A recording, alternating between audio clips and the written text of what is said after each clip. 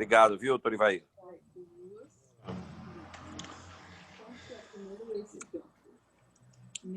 Então, boa noite a todos e a todas. Queremos, em nome da Comissão da Verdade sobre a Escravidão Negra no Brasil, estamos abrindo mais essa palestra com o doutor Ivair Alves dos Santos, o qual irá hoje nos brindar com abordagem sobre a contribuição do movimento negro para a equidade racial no Brasil. E vou abrir para o doutor Daniel Bixten, dar uma palavrinha para nós, e aí depois a gente dá continuidade à palestra. Procedimentos da reunião. Doutor Daniel, a palavra é vossa. Obrigado, doutor Ademir. Boa noite a todas, a todos. Agradeço ao senhor, parabenizo pelo trabalho da comissão, agradeço também ao doutor Ivair pela honra de recebê-lo aqui na nossa subseção. Cumprimento os nossos queridos funcionários da UAB, a Carol, a Andressa, a Miriam, e deixo também um abraço e um agradecimento a todos aqueles que estão assistindo essa palestra. E, enfim, tenho certeza que vai ser uma noite muito especial e de muito aprendizado para todos. Parabéns pela palestra, pelo trabalho. Contem sempre conosco, com a diretoria, Luciana, Ivan, Paulo, Cláudio. Nós estamos sempre à disposição para tudo que vocês precisarem. Uma boa palestra, um abraço a todos e uma boa noite. Boa noite, doutor Daniel. Muitíssimo obrigado pelo prestígio, pelo apoio e pela grandiosidade da nossa subseção, com respeito à cidadania, advocacia e valorização da advocacia. Carol, você pode soltar o hino, exibir o hino à negritude para nós? Claro, só um minutinho. Professora Salete, seja bem-vinda. Boa noite. Doutora Bárbara. Boa noite a todos. Doutora Cristiane.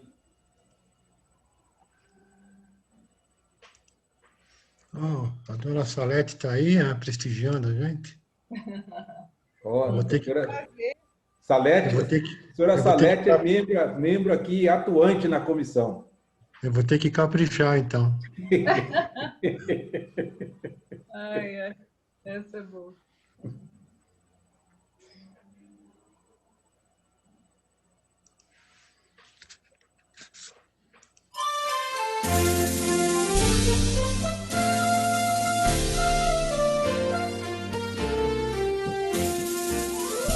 Sob o céu cor de anil das Américas, hoje se ergue um soberbo perfil. É uma imagem de luz que em verdade traduz a história do negro no Brasil.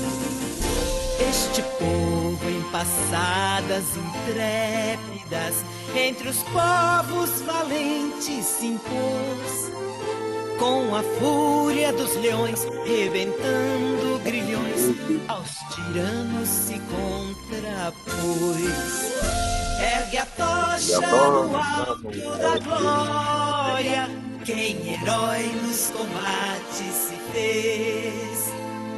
Pois que as páginas da história são galardões aos negros de altivez. Levantado no topo dos séculos, 1000 batalhas viris sustentou. Este povo imortal que não encontra rival na trilha que o amor lhe destinou. Belo e forte na tez cor de ébano, só lutando se sente feliz. Brasileiro de escola, luta de sol a sol para o bem de nosso país. Ergue a tocha no alto da glória, quem herói dos combates se fez. Pois que as páginas da história são galardões aos negros de altivez.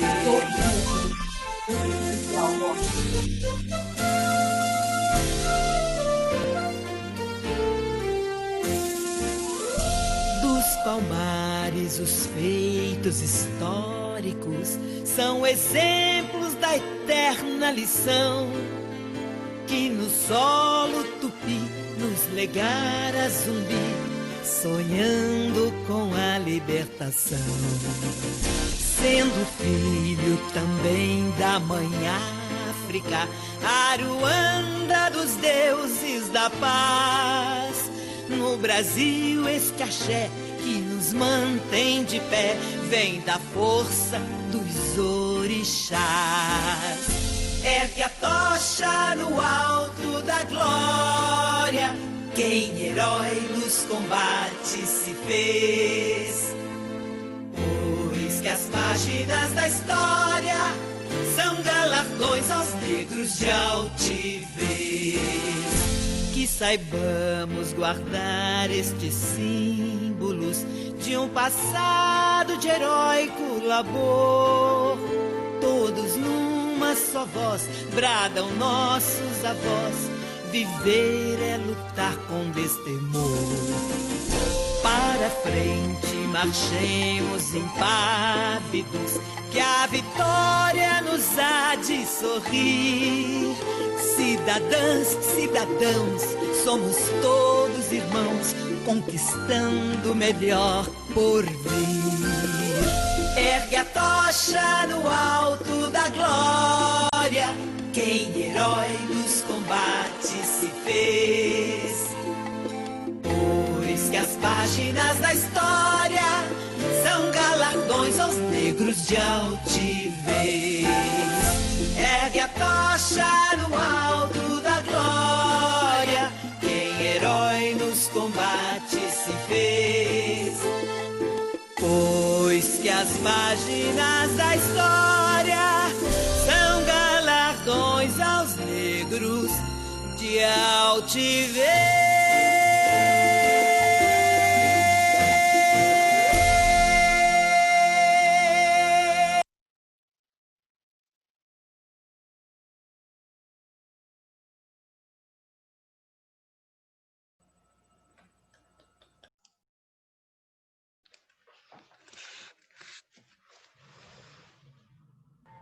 Tá mudo o seu microfone, doutor Ademir.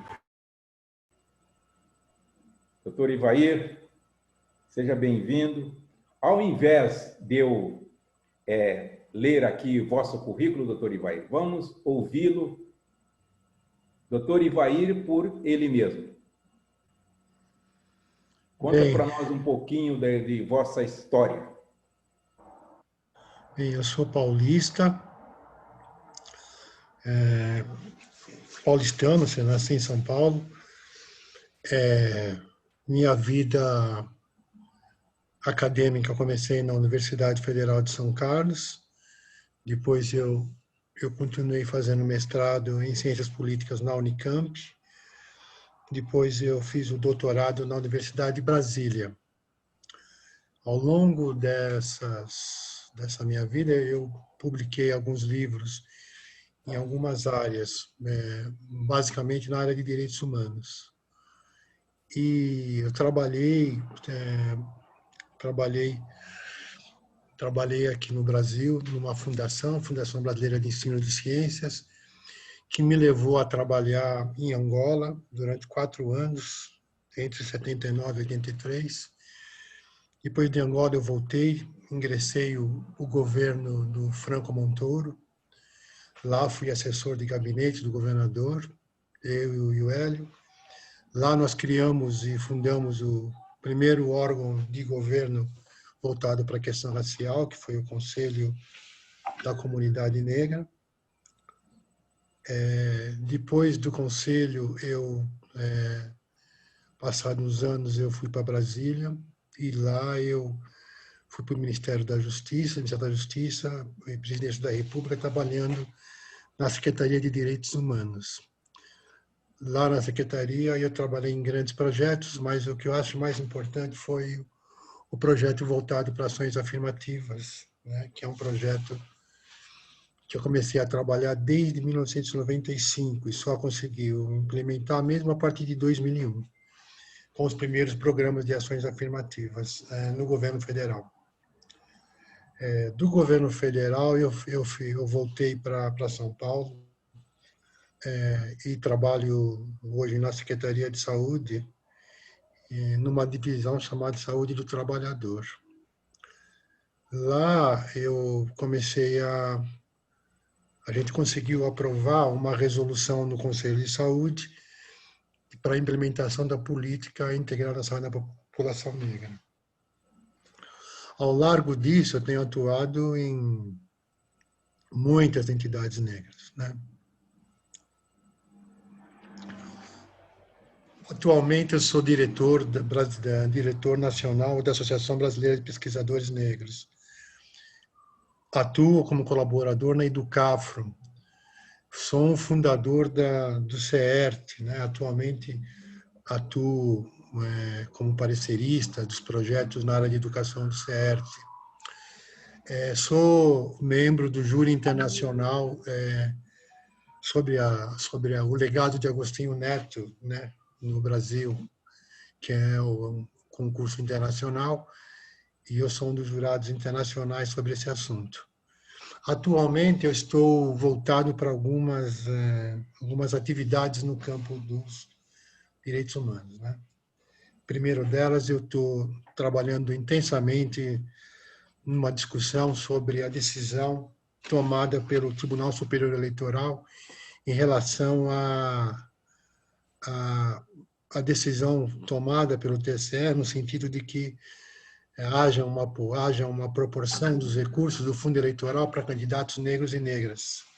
Então, tenho trabalhado muito, participado de reuniões com candidatos de partidos políticos, para a gente consegue, pelo menos, implementar essa decisão agora, não 2022, como está sendo proposto.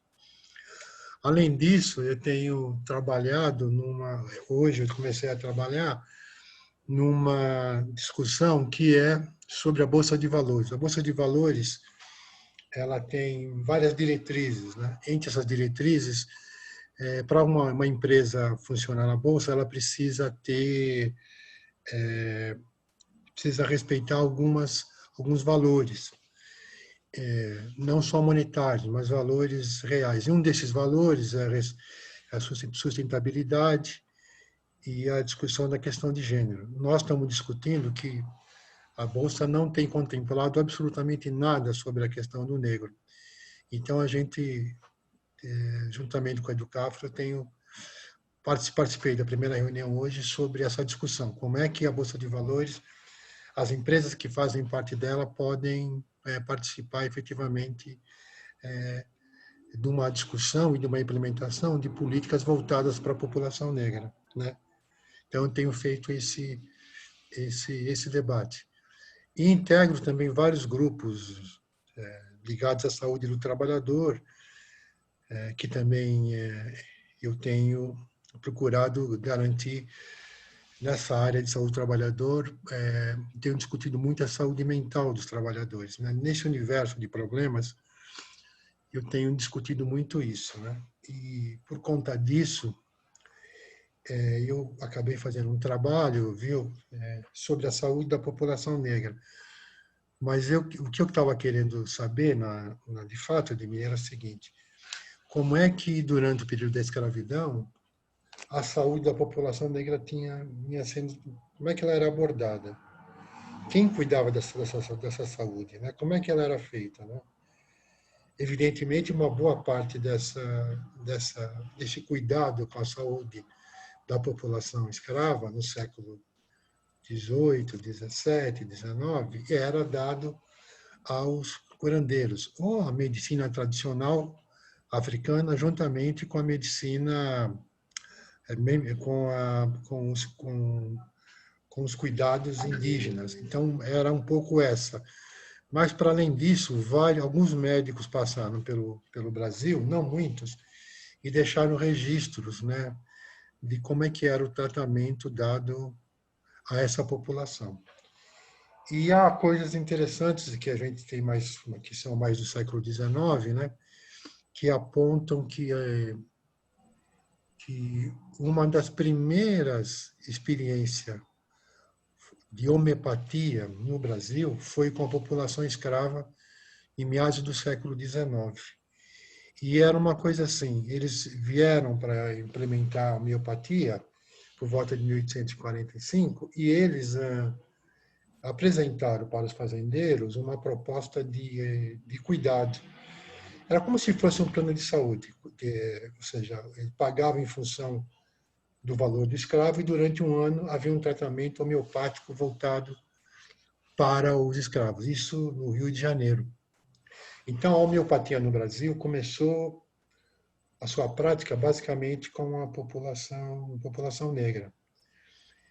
E, além disso, há coisas muito impressionantes, né? Boa parte das experiências de medicamentos, tratamentos cirúrgicos, eram feitos em pessoas negras, ou seja, pessoas que, na condição de escravo, acabavam sendo quase que um papel de cobaia, né, nas escolas de enfermagem e na medicina.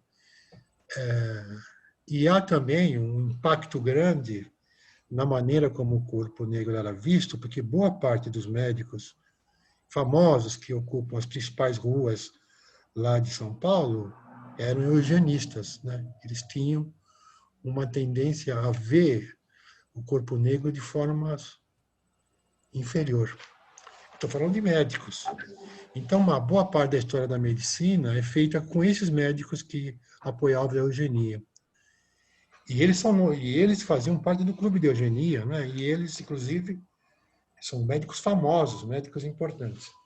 Então, a raiz do racismo na saúde da população negra, ela vem de muito, muito tempo. E não é algo recente, né? Entre os princípios mais importantes do SUS, do Sistema Único de Saúde, um dos princípios é a equidade. E a equidade tem a ver com o quê? Com você tratar algo diferente de forma diferente, né?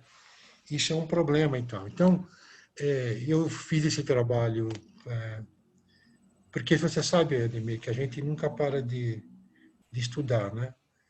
Então, eu comecei a fazer cursos sobre saúde do trabalhador na Fiocruz. Então, um pouco é isso que eu tenho feito ultimamente. Eu tenho trabalhado em frentes de denúncia, em frentes de reivindicação.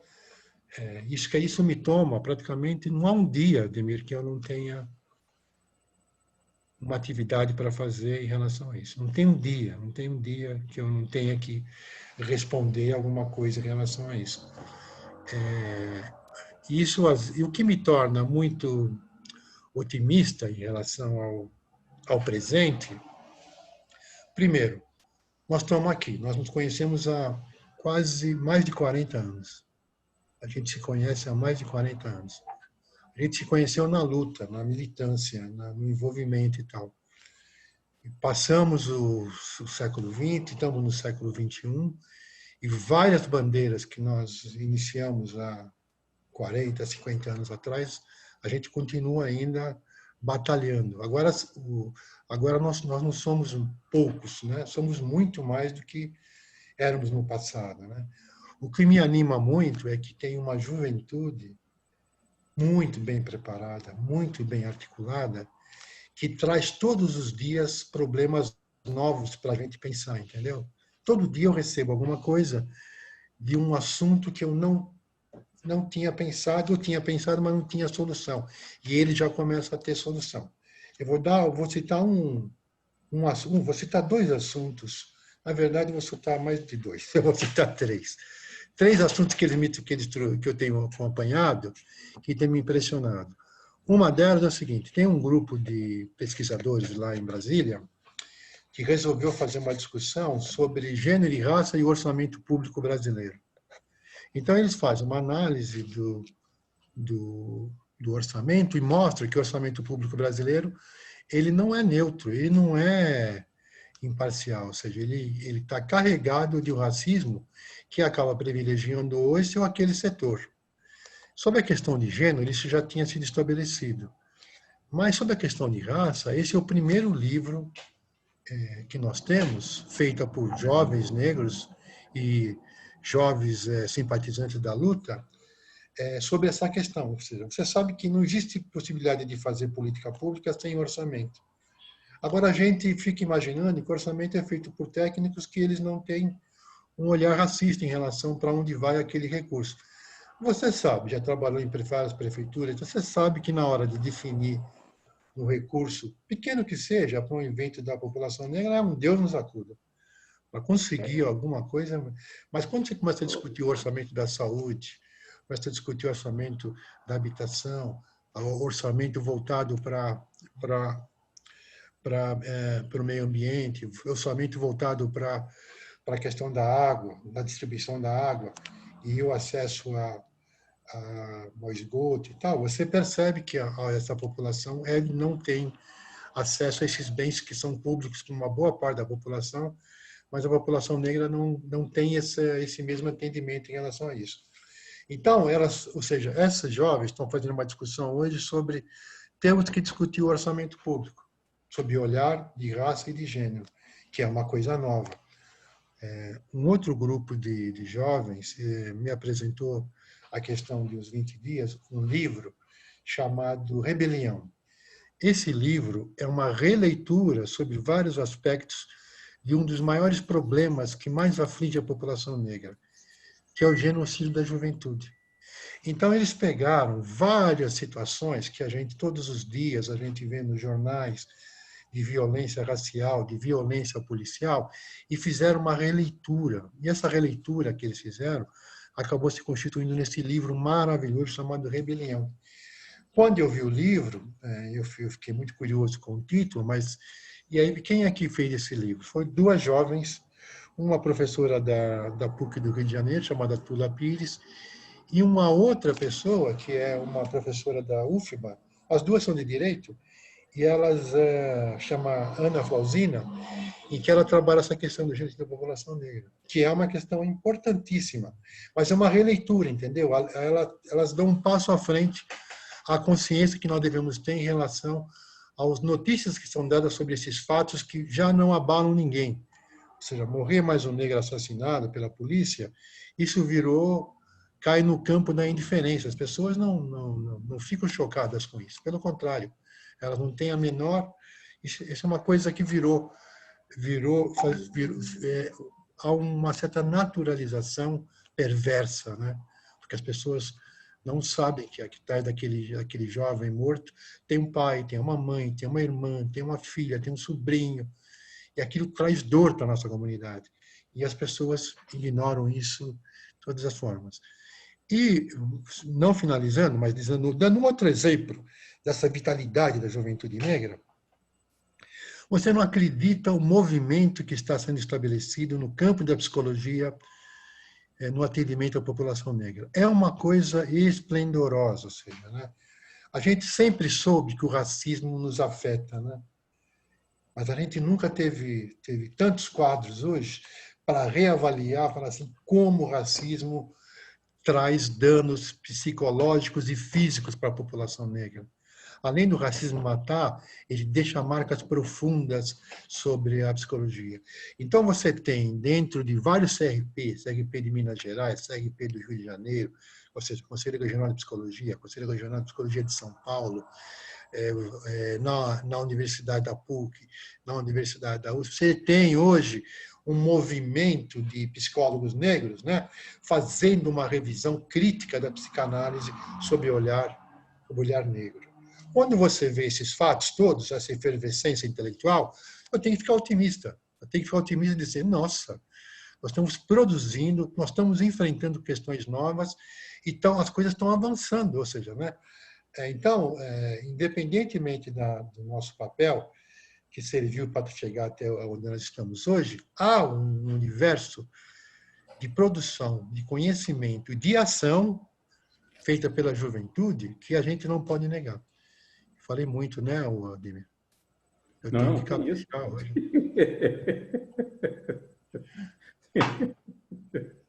Tenho que ótimo. Falar tá bem ótimo, né? E questões, né, atuais, que têm raízes lá no começo e dos que nos antecederam, mas que são assuntos do momento, né, que nos aflige, que atinge a nossa população, a nossa juventude. Então, eu estava, né, fazendo uma reflexão, né, quando você falou do conselho, do governo do Montoro, né, do Conselho da Comunidade Negra, o primeiro do Brasil, e aqui está, né, a sua tese aqui da Unicamp, sim, né, que foi sobre os conselhos. Então, foi o seu mestrado aqui na Unicamp, né? Esse livro me deu muita alegria, sabe?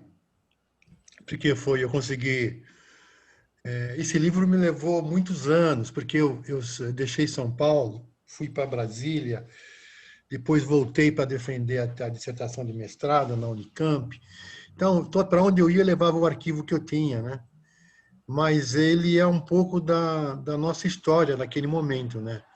Muitas daquelas pessoas que estão no conselho já faleceram. Você sabe que muitos conselheiros aquilo aconteceu há quase 40 anos atrás, né? Foi em 1984 que aconteceu. Foi 84.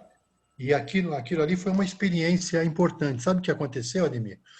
Quando a gente fez aquela experiência lá, quando terminou o governo Montoro, eu, inocentemente, achava que a gente ia continuar o trabalho, né? Aí entrou o governo Quércia. E aí, meu amigo, aí todo mundo que estava no governo foi afastado, né? E esse afastamento me obrigou a voltar para a universidade. Foi aí que eu tomei a consciência de que eu precisava voltar. Aí eu fiz o concurso para o mestrado na Unicamp e passei, e ganhei uma bolsa, né? E aquela bolsa me manteve durante anos, né? É uma bolsa boa da CAPES, me manteve durante anos. Eu e a minha família, a gente viveu com aquela bolsa. Depois disso, eu consegui, através de um amigo, um emprego na Secretaria de Saúde, mas a minha cabeça estava sempre em Brasília, né? Na primeira chance que eu tive, eu fui embora para Brasília, com a cara e com a coragem. Lá em Brasília, no governo Fernando Henrique Cardoso, as pessoas nos conheciam do Conselho de São Paulo. E a partir das alianças que nós tínhamos feito em São Paulo, eu comecei a trabalhar desde o primeiro dia, Ademir, desde que eu pisei no Ministério da Justiça, eu só tinha uma meta: pautar o tema de ações afirmativas. Só tinha essa coisa na cabeça. Eu parecia um doido. E ainda ia para as reuniões, eu puxava o assunto de ação afirmativa. A pessoa me achava louco, né? Falou: que negócio de ação afirmativa? Isso é um absurdo, né? Eu via muita coisa, eu vi muita gente me criticando, inclusive do movimento. O movimento não entendia que era possível a gente criar um programa de ação afirmativa. Então, eu levei anos viajando pelo país, falando sobre isso. Falando: precisamos montar uma programa de ação afirmativa, mas não tem base legal. Tem base legal. A gente aí buscava a Convenção Internacional sobre Racismo e, a partir de lá, mostrava: está aqui na Convenção Internacional, no artigo 1º, no parágrafo 4, tem um dispositivo que pode implementar ação afirmativa. Mas isso é uma convenção internacional. Não tem problema. É uma legislação infraconstitucional. Então, pode ser... E essa conversa foi. E até a Durban, quando nós fizemos pela Conferência Mundial contra o Racismo. Quando chegou em Durban, a gente já chegou com uma proposta de ação afirmativa. Mas foram 6 anos, de 95 a 2001, foram 6 anos de trabalho em gabinete discutindo o programa de ação afirmativa. Contra todos e contra todos. Houve uma época que a gente era chamado de doido, que era coisa de esdrúxula. Enfim, o Ministério da Educação não queria nem me ver, né? O Paulo Renato ficava uma arara quando eu aparecia nas reuniões para falar desse assunto.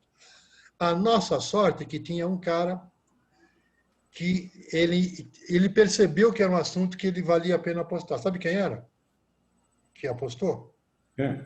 Fernando Henrique. Ele topou, achou a ideia moderna e topou.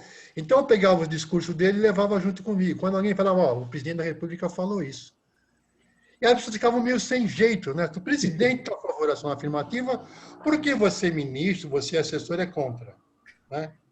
E isso, Ademir, foram anos de militância dentro do gabinete de Brasília e tal, né? E tem mais uma coisa maluca, né?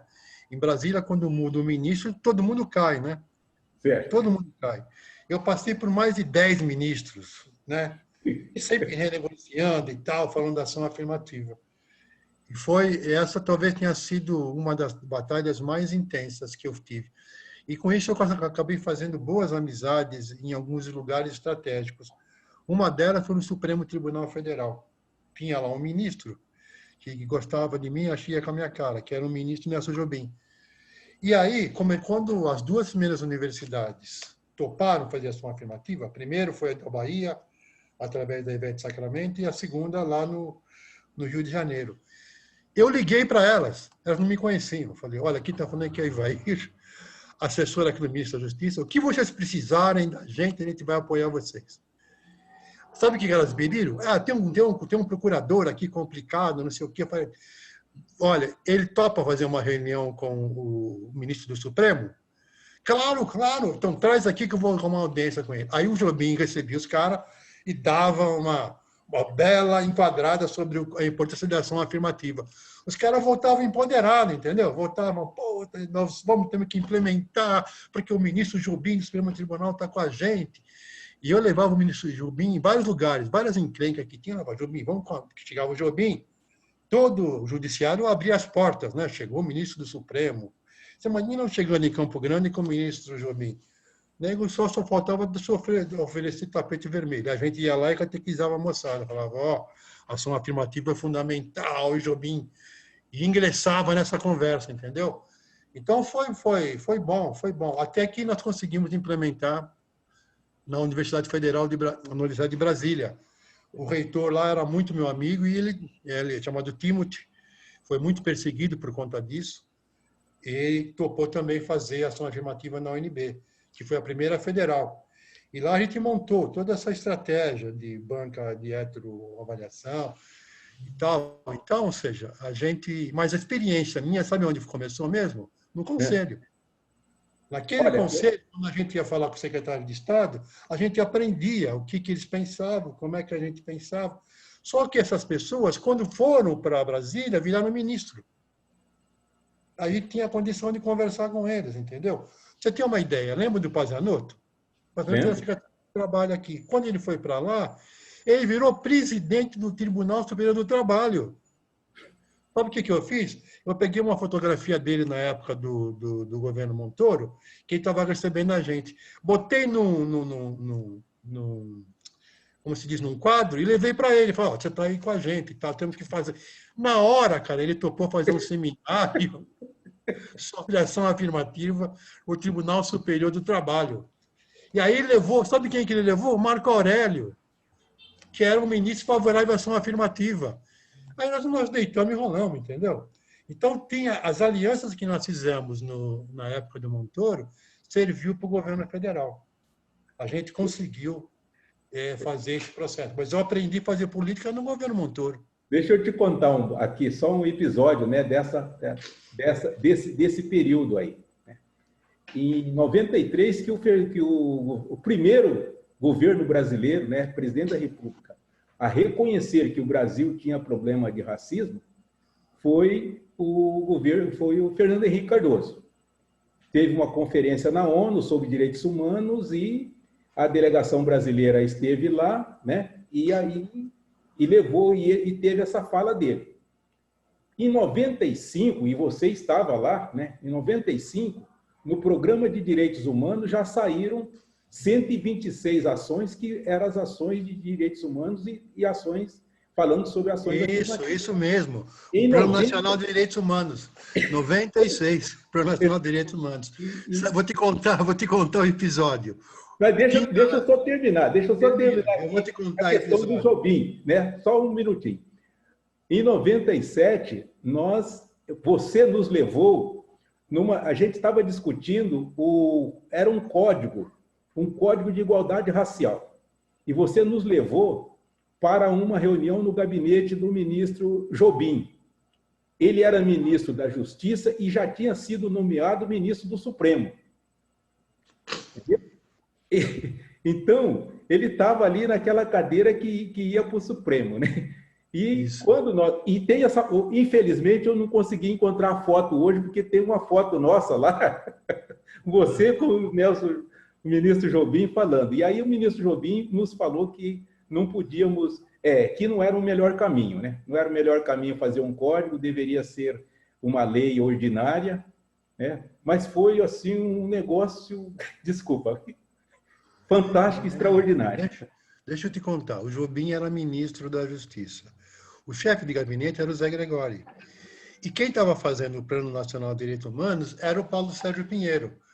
O Paulo Sérgio Pinheiro me encontra comigo e fala assim, olha, velho, você precisava fazer, você tem 4 horas para fazer a proposta da população negra para o Plano Nacional de Direitos Humanos. Rapaz, eu fui para o hotel, nem fui para o hotel, fui como computador, liguei para o Brasil inteiro, levantei mais de 15 propostas, tudo sobre ação afirmativa, reparação, discriminação, coloquei tudo. Eu falei, bom, se ele tirar alguma coisa, não, ele aprovou tudo. E aquilo foi feito, porque a gente se encontrou e falou, deixa comigo que eu faço. Então, o primeiro documento do governo brasileiro que fala que vai implementar a ação afirmativa é o Plano Nacional de Direitos Humanos de 1996, que eu escrevi aquilo lá rapidamente para poder ser aprovada pelo Comitê de Direitos Humanos. E saiu publicado no dia 13 de maio, rapaz, 13 de maio, acho que foi de 95 ou 96. Saiu publicado o Plano Nacional de Direitos Humanos, que tem, pela primeira vez, que o Brasil se compromete a fazer ações afirmativas. Veja que loucura. Pela primeira vez. Fantástico. Então, voltando para os dias de hoje, né, a gente está numa maré, em termos de governo federal, a gente está numa maré muito ruim. Mas o que eu estou impressionado, sabe o que é, Ademir? Que, apesar do governo federal ser essa tragédia que o que me impressiona é que o movimento negro não para, rapaz. Todo dia eu recebo alguma coisa, todo dia sou chamado para dar palpite em algum lugar. Eu fico impressionado, é uma coisa que não para. Toda hora tem uma confusão para a gente entrar, entendeu? E confusão na boa, tem confusões que você tem que estar lá para poder pautar os assuntos e contar um pouco a sua experiência, né? Agora que nós estamos brigando muito, é uma coisa que é interessante, Ademir. Sabe o que eu estou percebendo? É que a gente participou de muitas eleições, né? E a gente sempre perdeu as eleições porque não tinha dinheiro, né? Bom, aí inventaram um fundo eleitoral com recursos públicos. E aí, ou seja, você tem hoje, houve a Benedita, mais o pessoal da Educafro, entrou com uma ação pedindo para o TSE esclarecer esse negócio da distribuição dos recursos. E eles concordaram que havia uma desigualdade de recursos. Mas é impressionante como os grandes partidos, MDB, PSL, PSDB, eles já dividiram os recursos da seguinte forma: metade dos recursos, por exemplo, um conjunto de partidos tem para distribuir 2 bi, não é pouco dinheiro. Cada partido tem uma parcela de acordo com a sua bancada. Então, os partidos fazem qual é o esquema dos partidos? Eles pegam recursos, metade dos recursos, metade, 50%, fica para quem decidir, para a área nacional. O restante, ele distribui para os municípios e tal. Agora, você imagina como é que esse dinheiro vai chegar no candidato pobrezinho, uma mulher ou um negro na ponta? Mas nunca. O cara vai receber, quando tinha que usar cédula, né? Recebia aquele papel e ia sair correndo aí para distribuir. Agora não tem mais isso. Mas você sabe que uma campanha exige dinheiro para você visitar as pessoas, exige para você mobilizar, e agora você precisa de uma equipe grande para trabalhar na internet em favor do seu candidato. Então, a gente está numa batalha, primeiro para dizer o seguinte: se você é candidato, começa a discutir com o seu partido o seguinte: se de fato eles querem você como candidato para valer ou para você puxar voto para outros, né? Porque sem recursos não tem como você fazer nenhum tipo de trabalho. E se você é mulher, negro ou faz parte da população LGBT, você não tem chance. Então, graças a essa decisão do Luiz Barroso, que é outro ministro aliado agora da comunidade negra, a gente tem feito esse debate. Esse ministro que entrou agora, o Fux, também é nosso aliado. Já estão fazendo a discussão sobre a questão racial no Poder Judiciário, no CNJ. Então, se prepara a OAB aí de Campinas. O CNJ vai pautar, já está pautado a questão racial. Já está pautado a presença de negros dentro do Poder Judiciário. E o Fux vai botar lenha nessa discussão. Então, se prepara aí na OAB de Campinas, que você vai ter muito trabalho. Eu trago uma notícia boa, né, que antes de começar essa live nossa, eu estava assistindo uma reunião do IAB. Para os que não conhecem, né, o IAB é o Instituto da Advocacia Brasileira. Tem 178 anos. É o instituto que precedeu, né, primeiro que precedeu a OAB. Então, todas as discussões jurídicas, em termos de classe, têm sido discutidas no IAB. E lá está sendo discutido, né, acredito que já terminou a reunião, o plenário do IAB para aprovar o parecer sobre as bases jurídicas, os fundamentos jurídicos para a reparação da escravidão negra no Brasil. Muito importante essa decisão. Debate. Nós temos que botar fogo nessa pauta aí, meu. Temos que botar fogo no engenho. Porque esse negócio do judiciário é uma vergonha, pô. Ninguém consegue chegar a ser juiz, pô, nem muito menos procurador. É uma elite que se incrustou ali. Nós temos que ter novos mecanismos para poder garantir que nós temos uma categoria que tem muito profissional, advogado negro, né? Só que o cara não consegue. Quando muito, o cara consegue advogar e tal, mas ascender na carreira jurídica, isso não vai conseguir se não houver um trabalho sistemático para recrutar os melhores advogados e advogadas negras para esse processo. E isso não vai ser feito, Ademir, sem um processo. Eu vou te dar alguns exemplos de coisas que a gente já pensou e não conseguiu executar ainda. Vou dar para você no campo judiciário. A gente começou uma discussão com a Defensoria Pública de São Paulo. Lá tem alguns defensores públicos, a doutora Isadora, o doutor Vinícius. Tem um pessoal lá muito bom, pessoal bom e tal. E eles estão, vamos dizer assim, comprometidos em que hajam mais defensores negros e tal. Então, qual foi a estratégia que a gente ajudou a montar lá? A gente conseguiu arrumar recurso de uma fundação para a formação de candidatos, né? De candidatos. Mas, Ademir, tem uma coisa que é importante. Não é só conhecimento, entendeu? Que você consegue entre ser defensor ou fazer parte do judiciário. Você precisa ter prática. E prática você consegue estagiando nos tribunais, fazendo peças, né? E fazendo peças para você conseguir, quando for chamado no concurso, fazer. Agora, os estágios no judiciário não são fáceis, né? E o estágio nos grandes escritórios de advocacia também não são fáceis. Então, a gente conseguiu vencer essa etapa dos cursos de formação. Conseguimos dar curso de formação de graça para os candidatos da Defensoria Pública. Mas o sistema de escolha ainda ele traz alguns problemas. Ele não garante sistematicamente a presença de negros na Defensoria Pública e tal. A gente não conseguiu. As regras ainda são muito duras e os nossos candidatos vão ficando pelo caminho. Esse é um problema. Então, a gente precisa... E aí eu fico imaginando o seguinte. Você sabe que a gente conseguiu montar um curso de formação para candidatos na carreira diplomática, que é aquela concurso de ação afirmativa para vocação diplomática.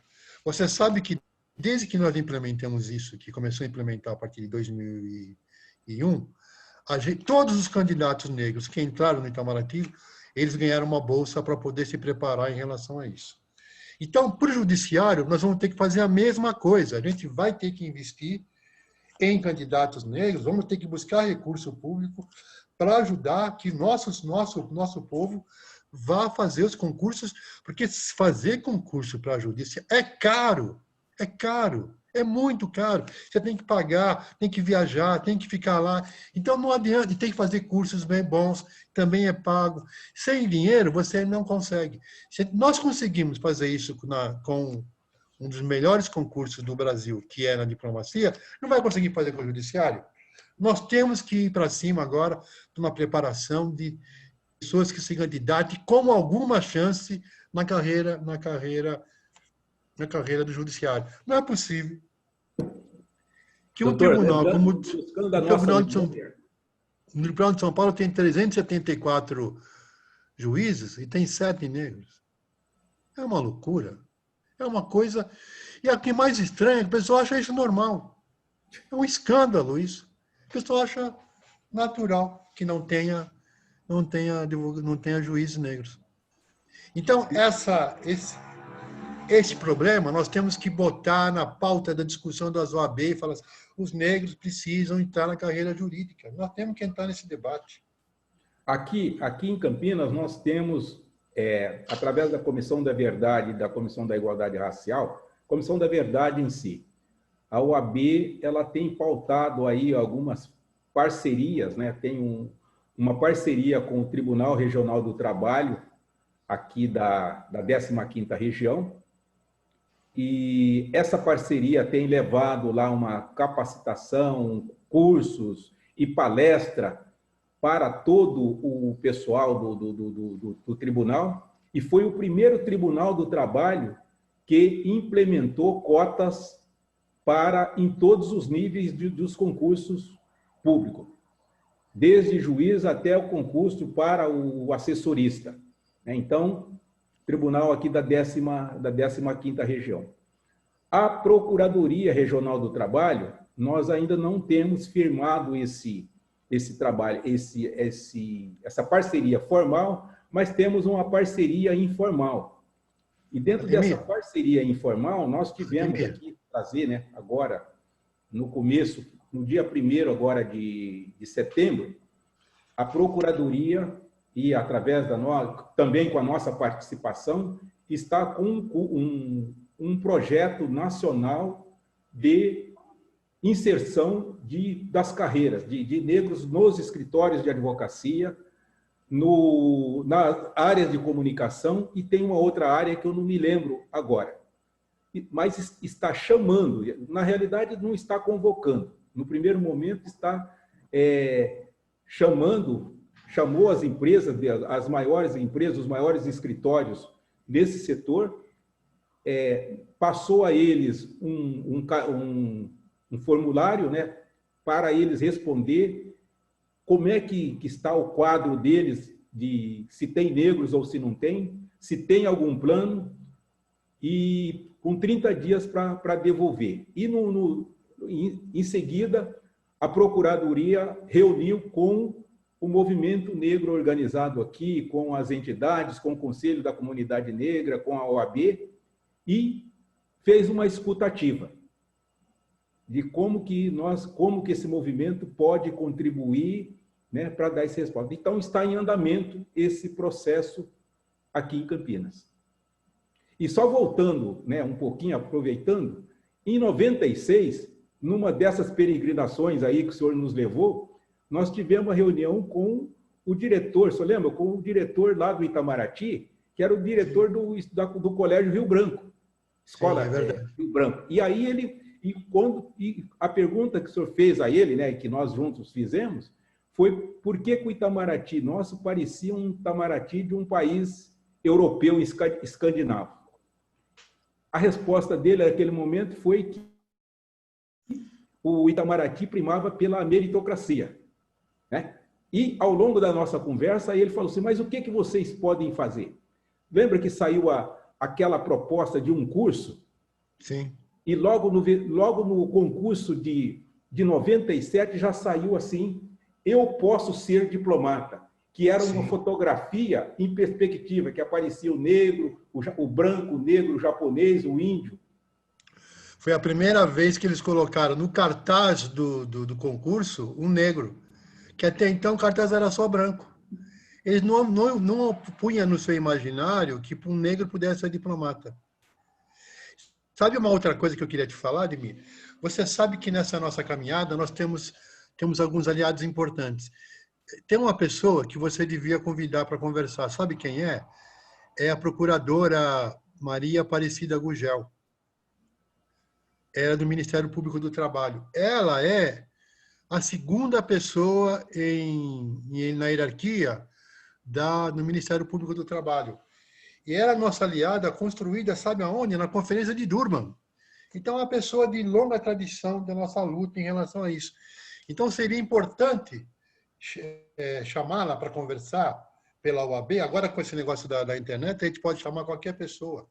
Chamar a doutora Maria Aparecida, posso depois botar o contato dela para você, para fazer esse debate no Poder Judiciário, fazer com que essas pessoas que não são negras nos ajudem a pensar caminhos para poder ampliar a participação do negro no Poder Judiciário. A gente tem esse acúmulo de amizade, de trabalho, de militância, que nos ajuda a aproximar de pessoas de estratégias para fazer a luta avançar. Eu acho que a OAB de Campinas pode ser um embrião de uma discussão nacional sobre vários aspectos, entendeu? E naquilo que eu puder ajudar, indicando pessoas, cientistas, pesquisadores, pesquisadoras, negros, esse debate, você pode contar comigo. Ótimo. E outro ponto importante é esse, que realmente, para que o Brasil se torne viável, nós temos que ser aliados, né? Nós temos essa questão que nós enfrentamos, não é uma questão que é para os negros enfrentarem, né? É uma questão de Brasil.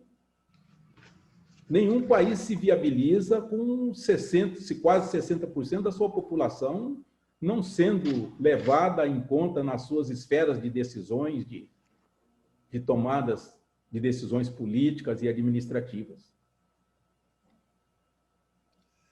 Então, Ademir, quais são as...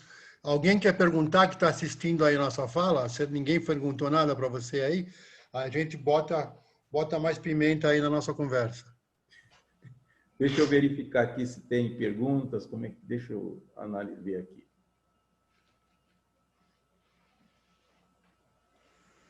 A Salete deve estar assustada, né, Ademir? Como eu não falo nada no grupo lá. A Nanindeua. Oi, Nanindeua, tudo bem? A realidade é bem pior. Racismo estrutural está enraizado em todo o sistema.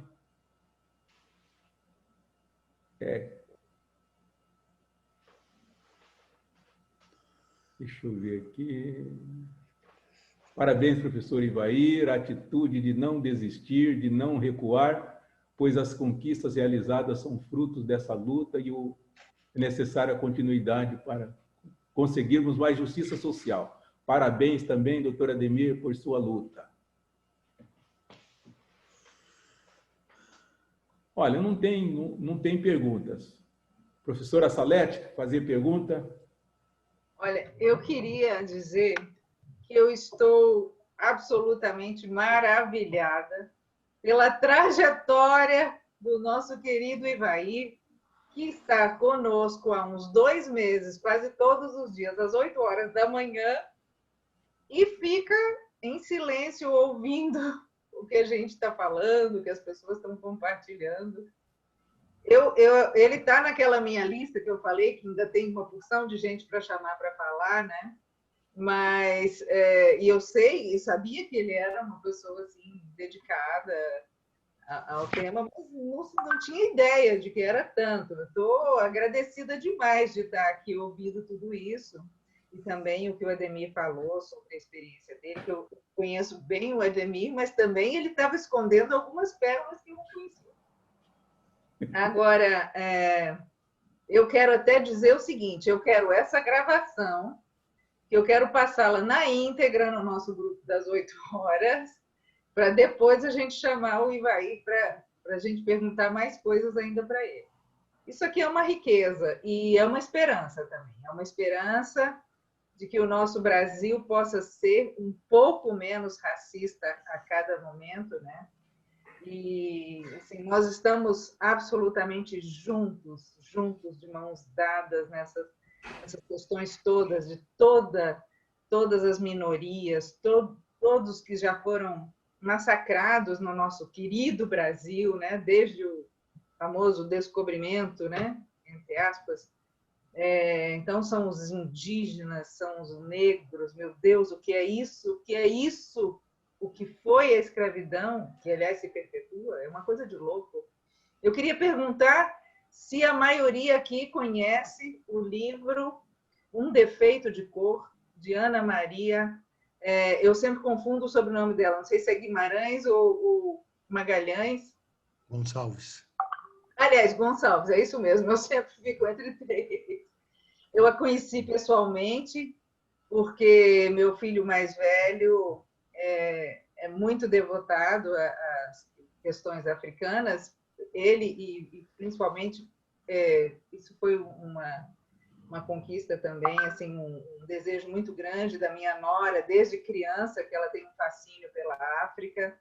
Então, meu filho e ela passaram quase 2 anos viajando pela África, em 16 países, fazendo um trabalho belíssimo de mostrar as coisas maravilhosas da África que o mundo não conhece, o protagonismo, né? Então, eles têm o projeto chama Afreaca, com K, tem um site deles, né? Faz um tempo que eles não estão se dedicando mais, porque tem outros trabalhos, mas são apaixonadíssimos pela África, e organizaram 2 grandes festivais em São Paulo, com material que eles trouxeram, e convidaram também, eles tiveram muitos convidados da África, e brasileiros que são africanistas também.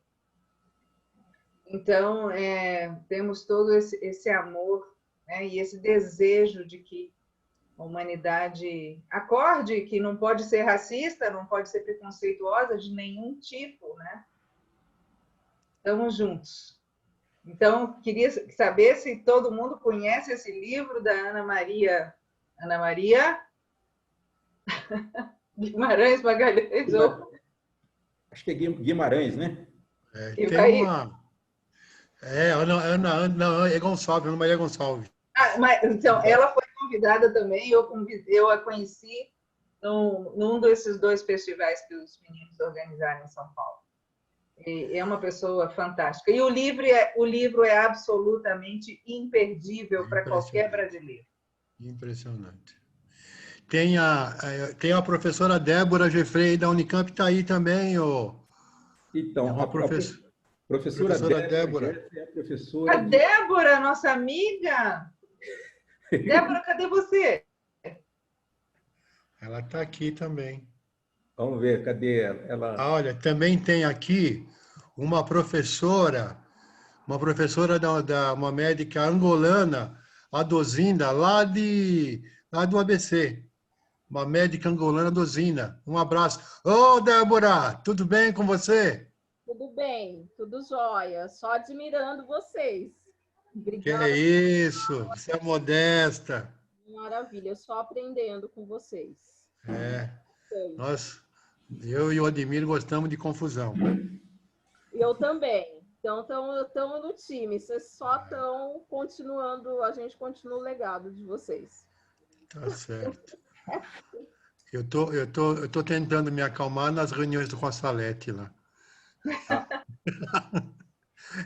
A professora Débora tem uma luta hercúlea na Universidade de Campinas, aí, né, na comissão de heteroidentificação, onde ela é responsável na diretoria executiva lá de direitos humanos, e não tem sido fácil a luta.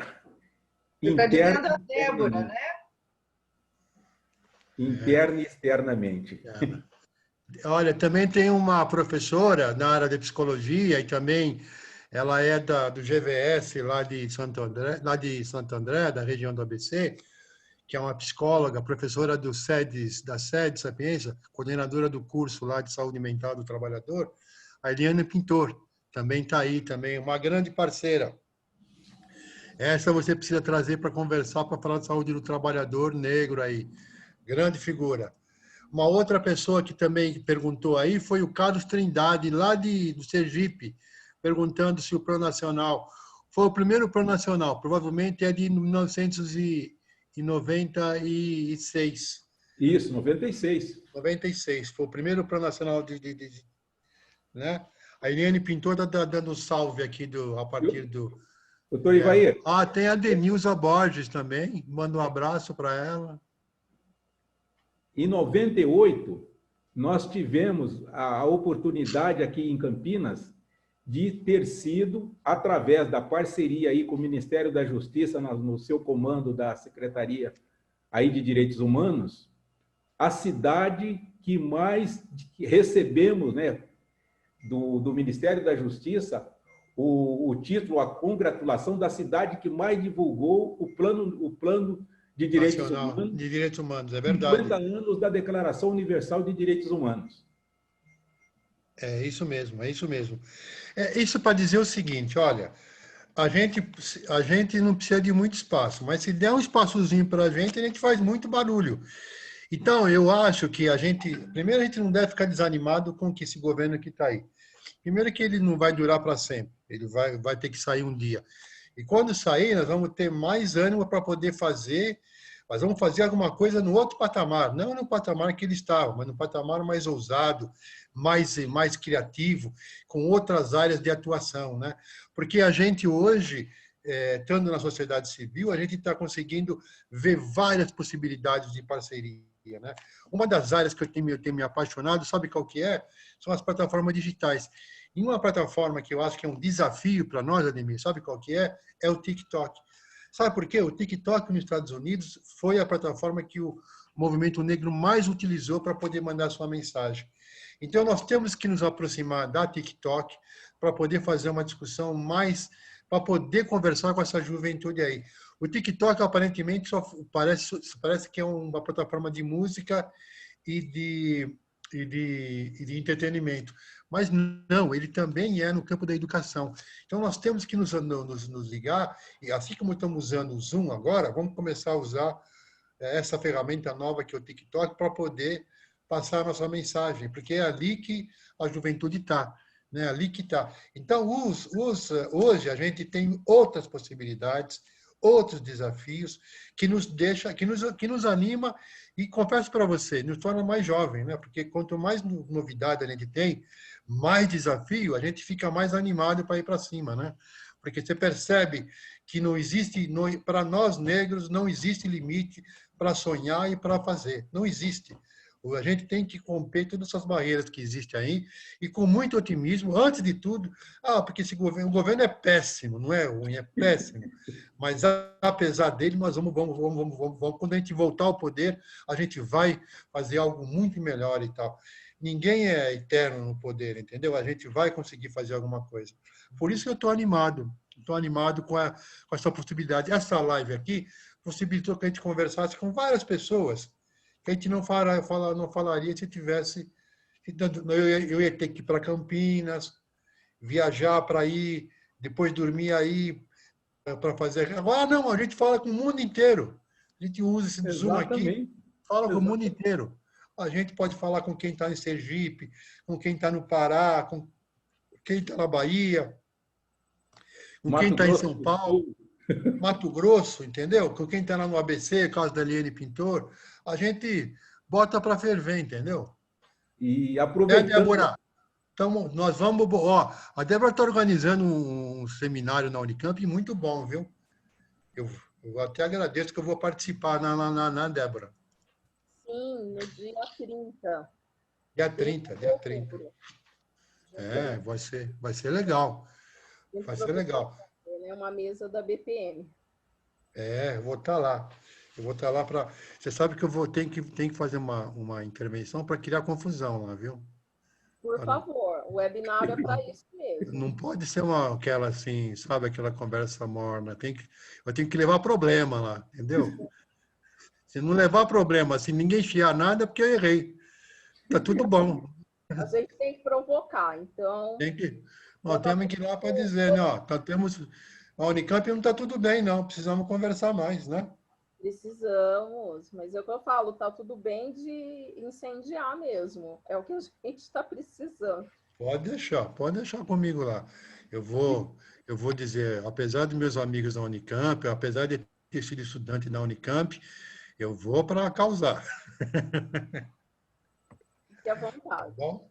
Nós estamos lá, os webinários estão aí exatamente para isso, né? Por isso que a gente está com essa campanha Vidas Negras Importam para a Universidade, né? Então, é parte de uma campanha exatamente para que a gente tenha essa mobilização, não só da sociedade, mas olhando aí para toda a população que está entrando, né? Que entra aí, está nas universidades, e a gente tem o desafio de realmente garantir as ações afirmativas, né? Fazer valer. Ademir? Oi.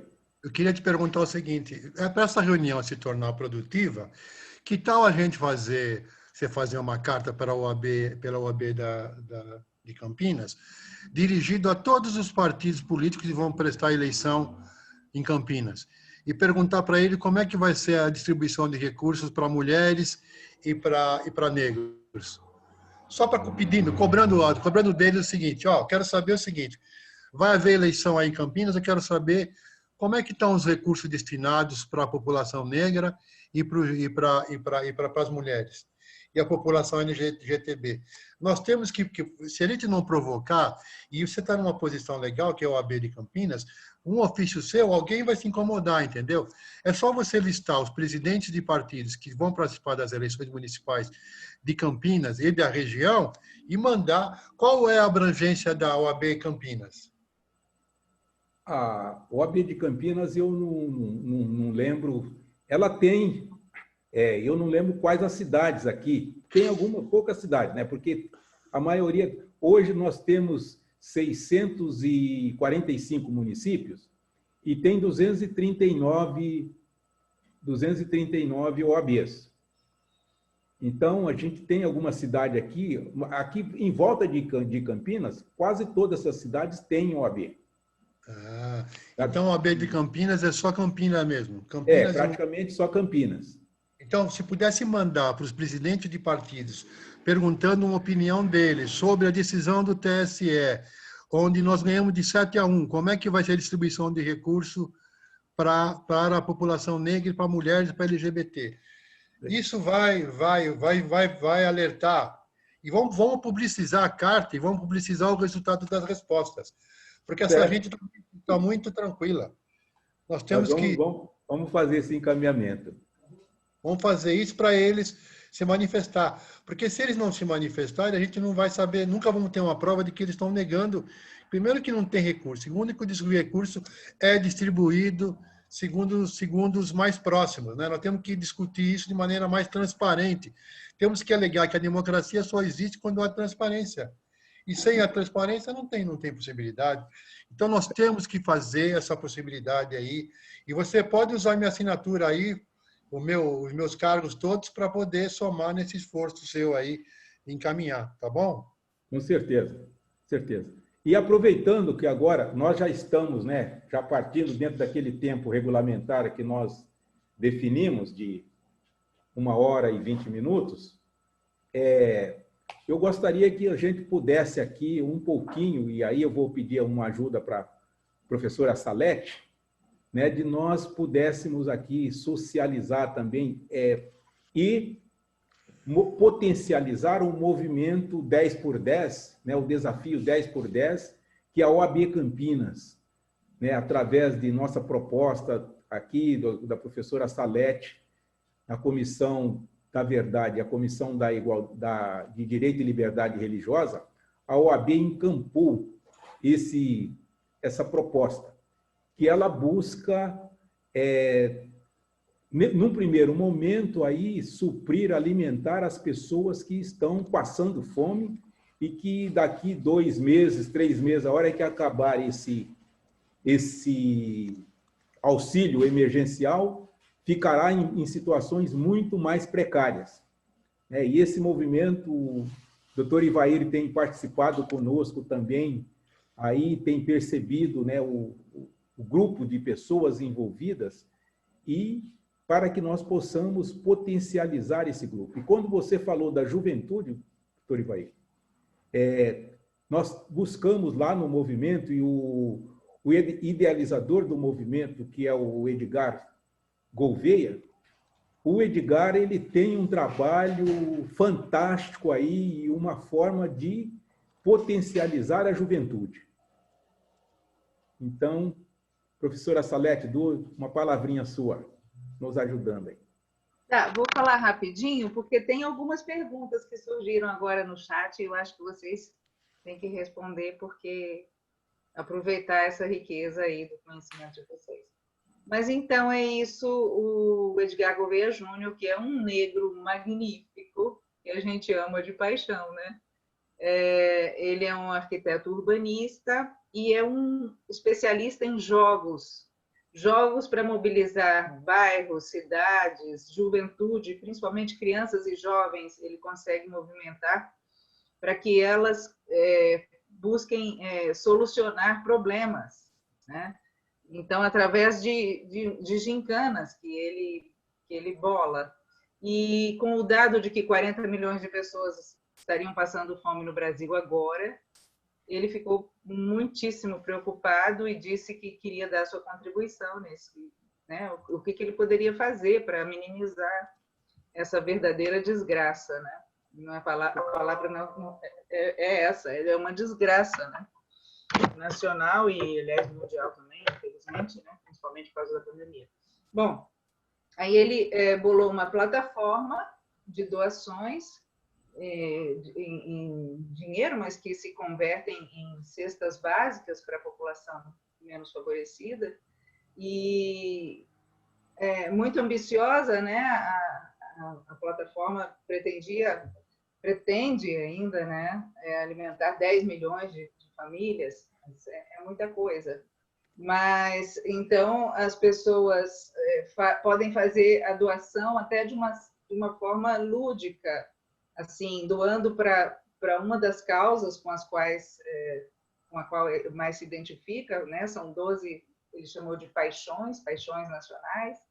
Ou então, você desafiar uma família pode desafiar outra, uma escola pode desafiar outra, até uma cidade, seria muito bom se uma cidade pudesse desafiar a outra, e com isso, nesse intuito de brincadeira, de diversão, você poder ajudar as famílias. E agora a gente está pensando em formas de como mobilizar, como inspirar as pessoas a tomarem algumas ações coletivas que possam minimizar por mais tempo esses efeitos da pandemia e da fome, né? Aí, através do cuidado, de células de cuidado, que a gente está pensando, está começando a bolar juntos, esse grupo que se reúne todo dia às 8 horas da manhã, tem informações sobre vários temas e sonha com uma maneira de ajudar a população brasileira a ter uma vida um pouco melhor nesse momento, né? Um dos slogans é brasileiro cuida de brasileiro e de quem mais está por perto, né? Bom, isso era uma pincelada, eu acho que vocês poderiam voltar lá para as questões. Obrigada pelo espaço. Então, é www, eu vou colocar aqui o site de doações, a gente espera que vocês entrem e participem, www.desafio10x10.com.br. Obrigada, Ivamir. Muito obrigado, professora Salete. Está aqui presente também o Alfredo de Oliveira Neto, que é o presidente do Congresso Nacional Afro-Brasileiro, sucessor do professor Eduardo de Oliveira. Ivair. Oi. Tem duas perguntas. Aqui, uma é uma reflexão, seria uma pergunta perguntando como que o fundo... deixa eu ver aqui. Quais as ações práticas podem ser feitas a nível local, sejam elas na sociedade civil ou em nível político municipal, para que se possa avançar nessa luta? Olha, eu vou dizer o seguinte. Primeiro, você não deve temer, ou seja, reivindicar alguma coisa para a população negra, né?